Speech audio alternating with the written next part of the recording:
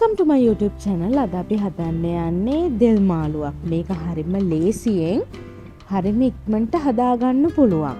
ඒ වගේම අපිට ඕන කරන්නේ හරි පොඩි අමුද්‍රව්‍ය ප්‍රමාණයක් පමණයි. ඒකත් අපිට අපේ ගෙවත්තෙන්ම හොයාගන්න පුළුවන්. මුලින්ම අපිට ඕන කරනවා දෙල්, අවුමිරිස්, රම්පේ, කරපිංච, කොච්චි, තලාගත් සුදු ලූණු, නිවිති, ලුණු, කහකුඩු, අමුතුන පහකුඩු, මිරිස් කුඩු, උළුහාල්, දියකිරි, මිටිකිරි. දැන් අපි අපේ තෙල් ටිකක් දාගෙන මේ විදියට අපේ දෙල් ගෙඩිය සුද්ධ කරගන්නවා. සුද්ධ කරගත්ත දෙල් ගෙඩිය නහය මේ විදියට කපාගෙන ඊට පස්සේ තීරු වලට කපලා ඒ තීරු අපි කොටු හැඩයට කපා ගන්නවා. ටිකක් ලොකු කෑලි කපා ගන්න ඕනේ.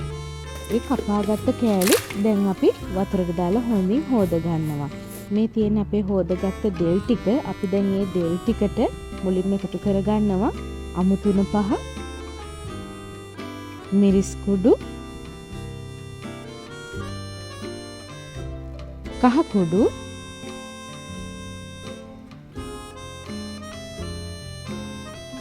ලුණු කුඩු ස්වල්පයක්. දැන් අපි ටෙම්පරාදුව හදන්නයි යන්නේ. ඒකට මුලින්ම තාච්චියක් ලිපේ තියලා පොල් තෙල් ටිකක් එකතු කරගන්නවා. ඊට පස්සේ තෙල් ටික රත් වුණාට පස්සේ උළුහාලුයි සුදු ලූණුයි එකතු කරගෙන ඒක ටික රන්වන් පාට වෙනකම් බැදගෙන ඊට පස්සේ ඒකට අපි ලූණු, කරපිංච, අවුමිරිස් ටික එකතු කරගෙන ඒක චුට්ටක් ටෙම්පරාදු කරගන්නවා. ඒක ටෙම්පරාදු වුණාට පස්සේ අපේ කපාගත්ත දෙල් ටික එකතු කරලා ඒක චුට්ටක් කලවම් කරගන්නවා.